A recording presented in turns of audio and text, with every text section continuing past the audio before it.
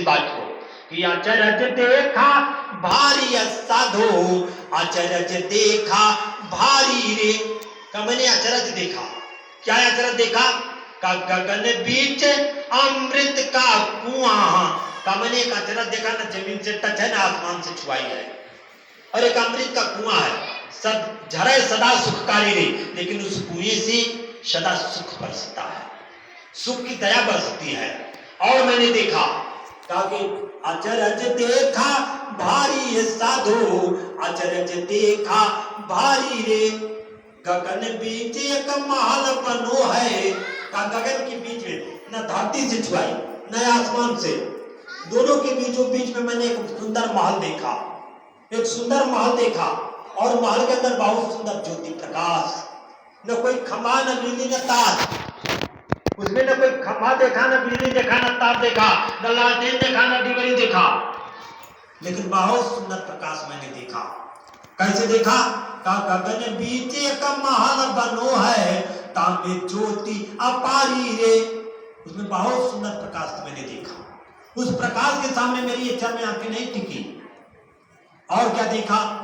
मैंने एक अचरज और देखा, पंगु पुरुष चल है बिन सीढ़ी।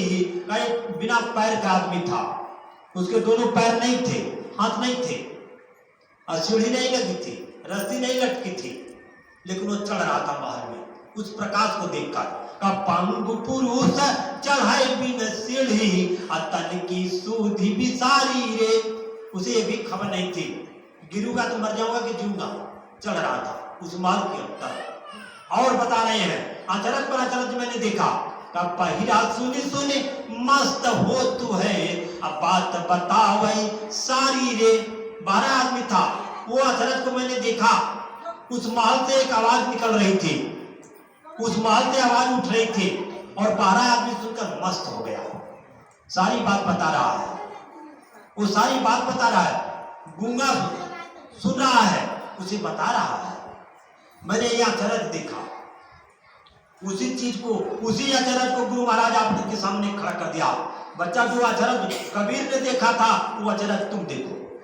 बच्चा, मैं तुमको वो अचरज दिखाना चाहता हूं, अचरज देखो, लेकिन ये अचरज देखने के लिए गुरु पर न्यौछावर होना पड़ेगा, गुरु के वचनों पर कुर्बान होना पड़ेगा, गुरु के वचनों को पीना पड़ेगा, गुरु के वचनों को अपने अंदर में उतारना पड़ेगा, तब वो अचरज दिखाई देगा। आगे फिर बता रहे हैं उसी अचरज में मैंने क्या देखा, और क्या देखा मैंने? का गगन में, अरे गगन में घुघुरु बाज मोरा कोइया। गगन में, ना इधर नीचे नहीं, ऊपर गगन से घंटी की आवाज आ रही है। मैंने उसको सुना, मैंने सुना उसको। प्रेमी भाई बहनों, यही चीज गुरु महाराज हमें आपको सुनाना चाहते हैं। बच्चा, ये पराया देश है, इस पराये देश से निकलो, अपने देश चलो, लेकिन ये सब करने के लिए थोड़ा हमें आपको बनना पड़ेगा। कैसे बनना पड़ेगा? तो गुरु महाराज की परख हम आप क्या कर सकते हैं, इनकी परख, इनकी पहचान हम आप नहीं कर सकते हैं। ये करा दे तो हो जाए। तब लिखना पड़ा महापुरुषों को कि गुरुवारे रिझला रिझावला, अरे कवने गुणवा से। ये कैसे खुश हो गए? इसके लिए कोई जतन हम आपने किया है, कोई उपाय किया? ये गुरु महाराज खुश कैसे होते हैं? हम आपने सोचा, कुछ प्रेमी ये सोचते हैं चलो हमारे पास तो दौलत है, गुरु महाराज की झोली में ले जाकर 10-20 हजार रुपया डाल देंगे, गुरु महाराज खुश हो जाएंगे। नहीं प्रेमी, महात्मा किसी के पैसे के भूखे नहीं होते, साधु किसी के धन के भूखे नहीं होते। का साधु भूखा तेरे धन का साधु भूखा तेरे धन का, तेरे धन से उपकार करावे, भूखे दुखी को खिलवावे।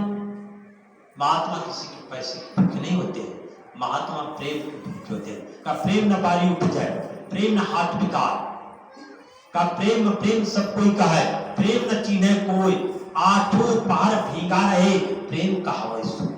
आठों पहाड़ जो गुरु के वचनों से भीग जा रहा है, वो प्रेम होता है। ऐसा प्रेम इनको चाहिए। प्रेम का इजहार अगर बताया जाए, अभी हमारा आपका सच्चा प्रेम गुरु से नहीं है, अभी हमारा आपका सच्चा प्रेम गुरु से नहीं है। अगर गुरु से जिस दिन सच्चा प्रेम हो जाएगा, ये दुनिया फीका हो जाएगी, अपने पराये दिखाई देंगे।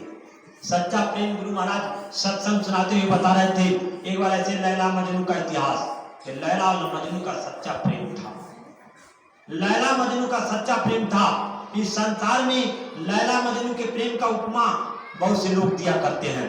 लैला एक अमीर घराने की लड़की थी और मजनू एक गरीब परिवार का लड़का था, लेकिन लैला और मजनू का प्रेम सच्चा था।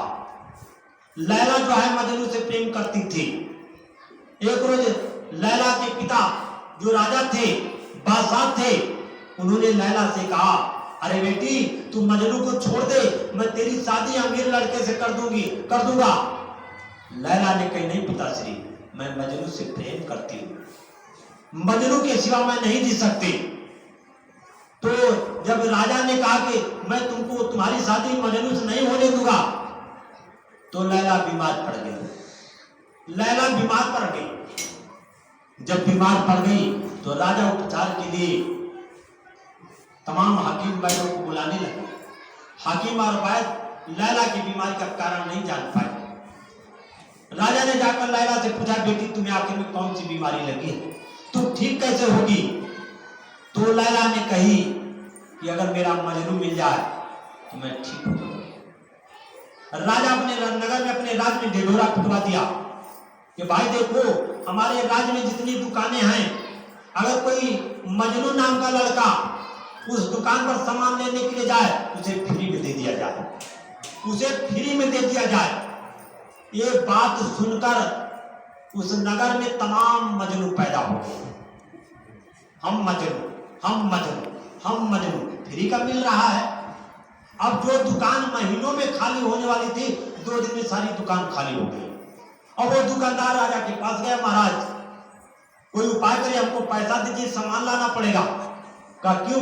कहा महाराज इस नगर में न जाने कितने मजनू पैदा हो गए और महाराज मेरी दुकान खाली हो गई।